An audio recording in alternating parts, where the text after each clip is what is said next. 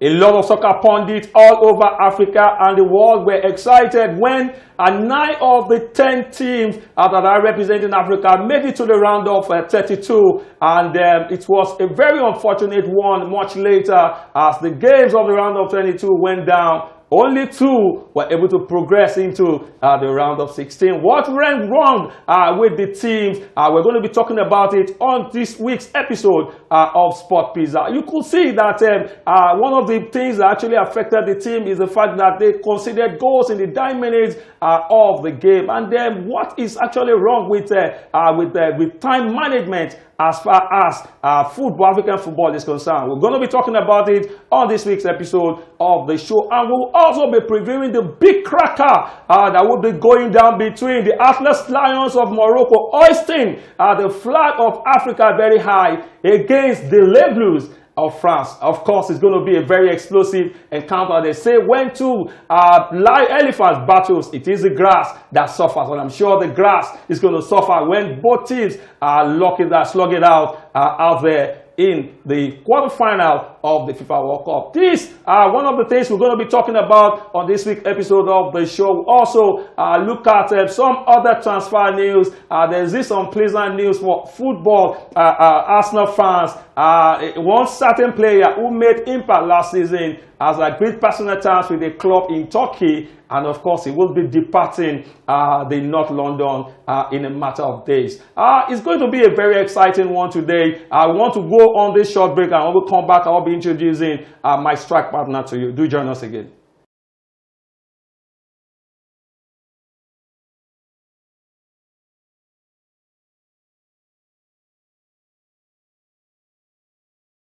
One of the teams that made impact from the African team in the round of 32, one that a lot of pundits and soccer fans all over the world are talking about as we speak, is Cape Verde. They were able to slug it out with the defending champion, and they almost, got a victory against them. But of course, the experience of the defending champion came to full. Like I said earlier, I'm not going to be doing it alone. I've got my strike partner on the show this beautiful day. I've got Kelechi Nwosu on the show. Well, Kelechi, great to be back on the show. Once again. Great to be back on the show. All right, great to be back on the show. I talked about Cape Verde earlier. And then a lot of fans, pundits all over the world are singing their praises for their superlative performance. Even though they are out, they won the heart of millions of soccer fans. It's because they came into the World Cup with a bit of mystery.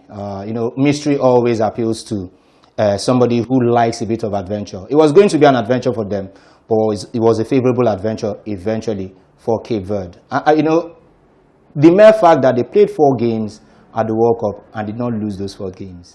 They didn't lose inside 90 minutes. 90 minutes. They did not lose 4 games. That is something that a lot of people should be thinking about. They were basically probably at the bottom rung when you talked about the quality of the teams going from Africa and the entire World Cup as well. You would rank them amongst the likes of Haiti and the likes of Curacao. But I think they did exceptionally good job acquitting themselves at the World Cup. Kudos to Cape Verde. I'm not sad that they left the game. At some point, they were going to go, but I think they left with their heads held up high. Their heads held up high. We saw some teams in the round of 32 from Africa really posting good performances. But one team, and of course some actually conceded goals in the dying minutes of the game. But one that is a cause for worry, that is really a pain, that really caused pains to Africans all over the world, is Senegal, leading by 2-0. And just a few minutes to round up the game, they took their foot off the pedal. And then Belgium got one back to Lukaku, got the equalizer, and then in the extra time got a penalty, and they were home and dry.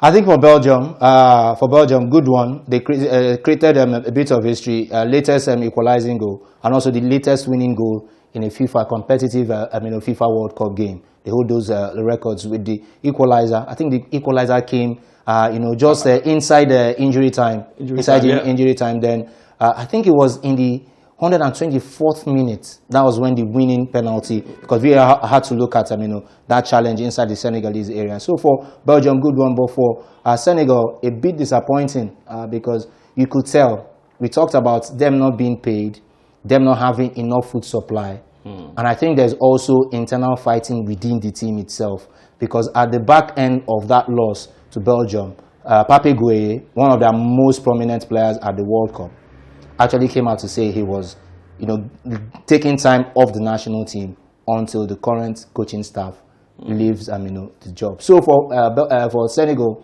they're a good side, but they could have had a better World Cup. They could have had a better World Cup. I had my reservation about the Senegalese team earlier in one of the games, the friendly games they played against United States of America. A lot of fans are actually hopeful that they will actually go all the way like the Moroccan team, but unfortunately, their dream ended in the round of 32. Let's look at some other teams. Kelechi, I looked at the other teams, the other African teams like the South Africans, and then I think 2 or more other teams again that competed in the round of 32, conceding goals in the dying minutes of the game. What is actually wrong?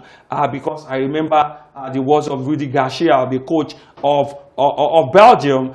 He came out to say he understands this kind of teams, and he understands the way they play, that they are always trying to defend their lead by all means, and then there's always an avenue for the opposition team to get at them and, of course, get the job done. I think this utterance wasn't met well with soccer fans all over Africa. They feel that it was not, it wasn't as though the Moroccan team were they were at their best that day. They were just fortunate to have actually got the win in that game. But outside of Morocco, you can't fault Garcia, because what he said, without sentiment, without an African, a tone of African sentiment, is totally correct.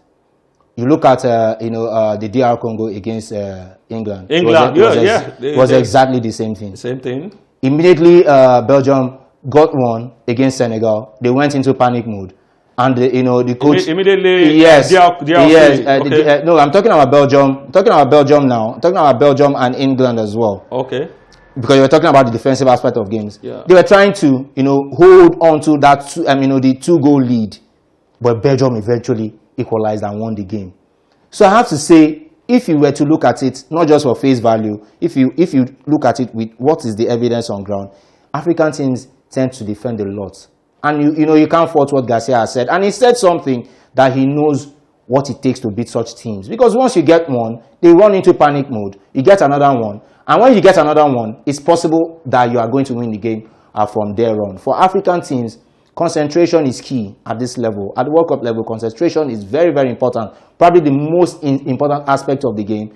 Also, when you have an opportunity, we've said it here countless times, when you have an opportunity to win a game, don't say because you're on top, you're going to be on top throughout that game. No. Start doing the needful, scoring goals to win the game when you have that opportunity. A lot of African teams have not done that at this World Cup. All right, a lot of African teams haven't been able to do that at the ongoing FIFA World Cup. Some teams actually did well. They gave a good fight. DRC fought from beginning to the very end. We talked about Cape Verde, who also posted a very good performance. But the Desert Foxes of Algeria, their performance was quite below par. Kelechi, let's look at the performance of the African teams, the 9 African teams at the group stage. Sorry, I beg your pardon, in the round of 32.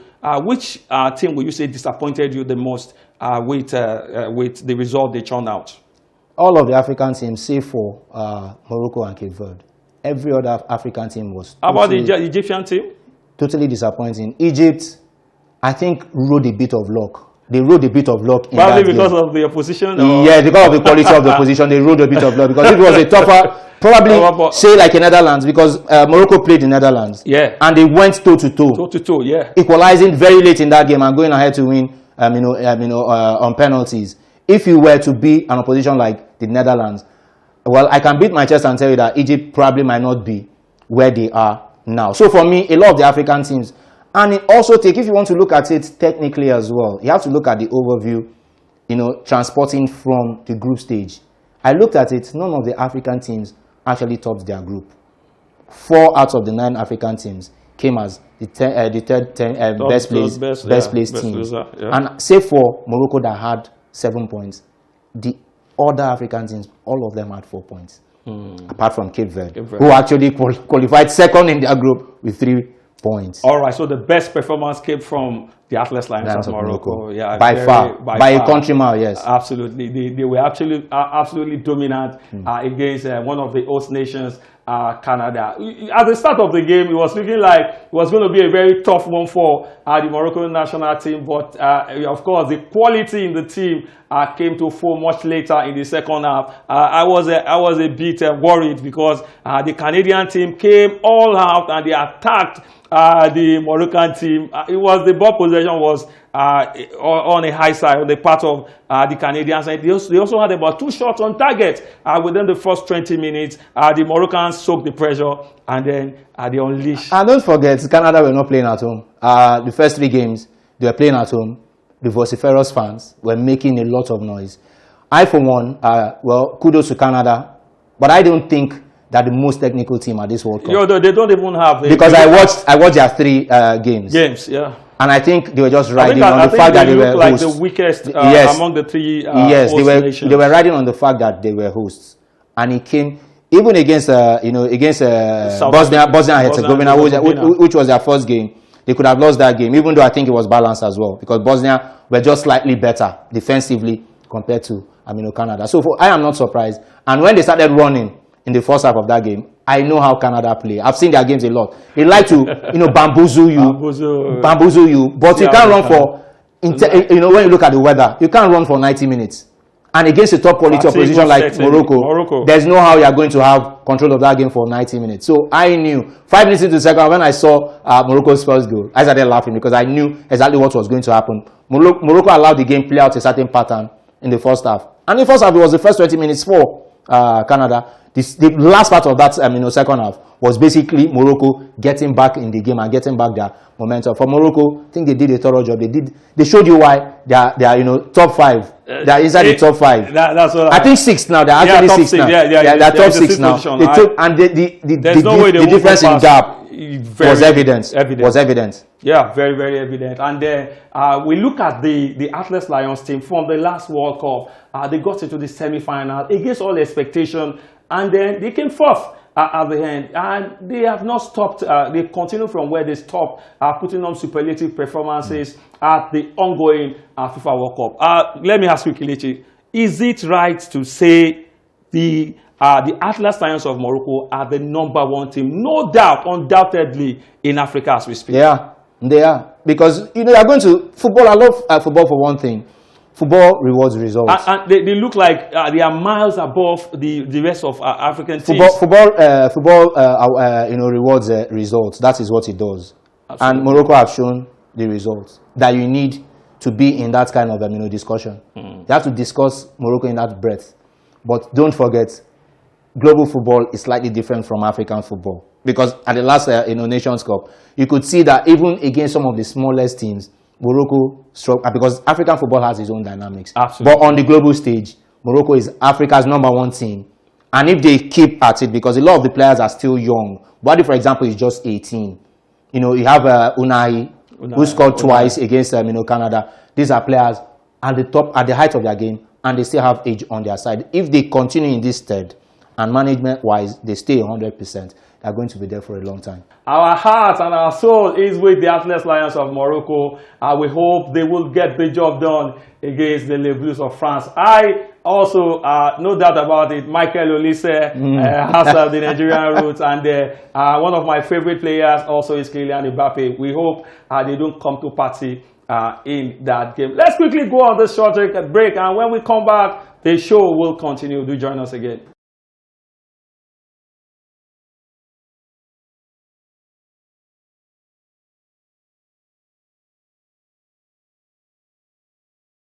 While some coaches are still playing in the ongoing FIFA World Cup, some are already back home, and we can tell you that some coaches have chosen to resign already, while some has been fired.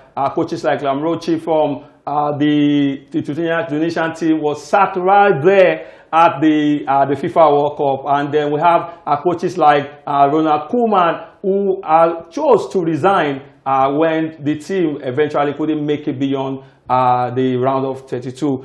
Let's look at Kelechi. Let's look at some of the coaches and some of the decisions. From the Ghanaian point of view, their new coach, the former coach, was sacked just about a month to the World Cup. We have Queiroz, who has tinkered the team to the round of 32. While some are suggesting that Kwesi Appiah, the former coach of the Black Stars team, should be appointed as the coach of the team. What's your opinion on the performance of Queiroz? I think somebody in the GFA just wanted the foreign coach to take Ghana to the World Cup. That was what it became in the end.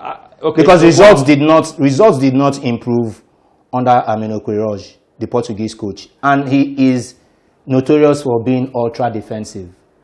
He's very notorious for being ultra defensive. Well, you can be sentimental. You're allowed to be sentimental because it's your point of view. But I think they will play the worst football. Ghana played the worst football than Tunisia. Tunisia were basically leaking goals. That's what they were doing at the World Cup. But I think they were more progressive in the way they played. You could see that attacking philosophy in the team. But none of that. You love attacking football. Yes, no. Football is about attacking. If you don't see, if you don't see goals in football, are you a fan of Jose Mourinho? Yes, because I think he plays according to what the situation dictates for him. Yes, or most of the games against top teams, he can be very attacking as well. He can be very defensive. But he's more defensive. That's so what for I'm me, saying. for Ghana, I'm going to see what is going to happen eventually with Queiroz, but I think they are better off, whether it's Otto Addo or whether it's Kwesi Appiah. They're always better off because it's Ghana and the team is in transition. A lot of young players coming into the fray. And quick notes, the likes of Ronald Koeman and even Julian Nagelsmann of Germany have resigned, and it's usually the honorable thing to do when your team does not do well in major competitions. Let's see what's in store for them for the future. So far, coaching-wise, I think it's been a bit, shaky. It's been shaky. Even some of the teams that are doing well still are criticizing their coach. But let's see how it pans out as it tournament goes on. All right, we'll wait to see how things will pan out as the tournament progresses. Let's also switch attention to the officiating at the ongoing FIFA World Cup. A lot of fans all over worldwide are not happy with some decisions which comes against some certain teams. I remember one of the games between Iran and Algeria. I think the Algerian team, the Iranian team scored in the dying minutes of the game, which would have helped them to progress into the round of 32. But the referee, the VAR churned the goal out, and of course they could not. There's so many other decisions also that didn't go down well with soccer fans all over the world. Kelechi, how will you rate the officiating so far at the FIFA World Cup? I think it's been stable and it's been consistent. Consistent in the area where FIFA are trying to discourage diving. So you see a lot of fouls are not given. All these fouls that players just fall off and instantly they are looking at the referee. That aspect of refereeing at the World Cup I think has been top notch. But sometimes they seem to overdo it. Clear example, the France-Paraguay game. A lot of off the ball incidents. Ilgiz Tantashev, the Uzbek referee. By the way, who's been on FIFA's list is an A-list FIFA referee. He's been there since 2013. Made a total mess. It's the worst officiating we have seen at the 2026 World Cup. It has to be. I don't call out referees, but he has to be reprimanded. Almost as if probably he had ulterior motives. Coming in because they were elbowing at the French players, kicking them, even when they did not have the ball. Players like Mbappe, players like Michael Olise, players like Desiree Doué, who eventually got the penalty where that Mbappe, converted. It was a warfare against the Paraguayans. They were the king of dark arts, in that game. Even up until the penalty, Gustavo Velasquez was kicking and trying to sabotage the penalty spot so that Mbappe will score his penalty. Not a single yellow card, just 3 yellow cards in that game. And he went to the French players who were complaining that they were being battered by Paraguay. So far, I think that's good. And for VAR, I am very critical at how FIFA and their referees have handled VAR.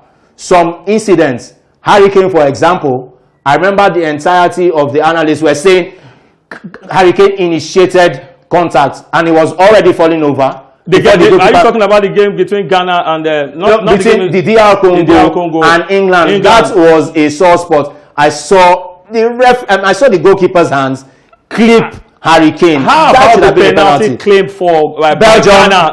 No, even Ghana against England as That well. is why I said, when it comes to the penalty claims, sometimes you tell referees to go to the monitor, It's go and take a look at it, and they tell you no. But when you look at it, you know, and you know it's a penalty. You know, you begin to wonder if it's not the same match we're Dead on watching. penalty, yes. So I think that also has to be addressed. And you talked about the offside, you know, the offside against, I think it was against Iran. That game was against Egypt. It was the final. Yes, it was the final game of the group stage. We've seen it given. Arsene Wenger has always been, and I'm saying Arsene Wenger because he's a key member of FIFA, and he's a key member, and as to why a lot of these new rules have come to be established. He has said, if it's very marginal, when VAR looks at it, the goal should stand. I don't know why that rule does not stand at the 2026 World Cup. It happened twice against Iran. I think there was a free kick as well in their earlier game. It was ruled off when Mediterranean scored.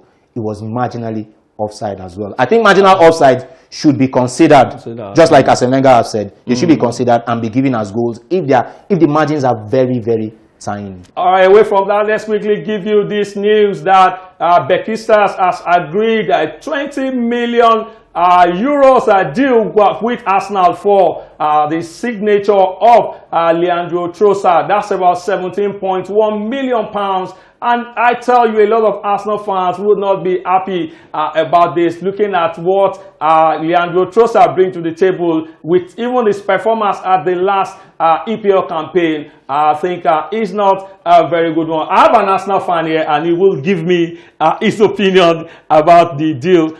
Is it a good deal for Arsenal letting one of their key players, Leandro Trossard, leave? It's a good deal because I've gone to read up. It's basically business oriented. It's a business oriented deal. It's not as if Arsenal does not want Leandro Trossard. They got him for 27 million because you know you pay instrumentally. They call it amortization. Amortization. You don't pay that 27. Arsenal with that deal are going to save around 7 to 11 million pounds selling Trossard, who has just a year left on his contract. Is done. He signed a 4-year contract, so he has a year left. So they're making that much money when he could have easily gone for a free next season. And Arsenal has been criticized for not being able to make money off some of their better stars. Footballing wise, I can understand the fans, but from a business point of view, it's good for Arsenal and PSR. And Arsenal are going to be looking to also reinforce the team with better quality. All right, what quality are we looking at? Which player do you think? Because there's also news that Gabriel Martinelli might also be departing. That's the only name I'm going to. Bakola is one player who's going to be playing that position, who's been mentioned. I will wait to see whether the management of Arsenal will be able to bring the player that Kelechi has talked about into the team of Arsenal. Let's quickly go on this short break, and of course we'll give you a Sport Pizza video of the week to enjoy it.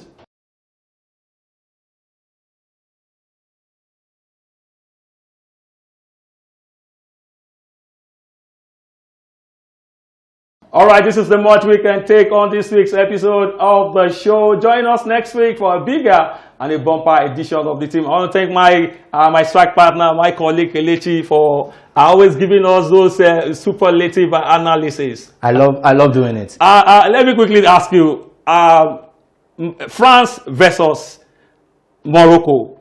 I want your prediction. The African in me. 1-0. The African in me says Morocco. I don't know if it's going to be extra time, if it's going to be penalties, but the African in me says Morocco. Thank you very much, Kelechi. Well, by next week, when we come back, we should be celebrating Morocco's victory against France and, of course, their progress into the last four. Thank you very much, and bye-bye. Bye.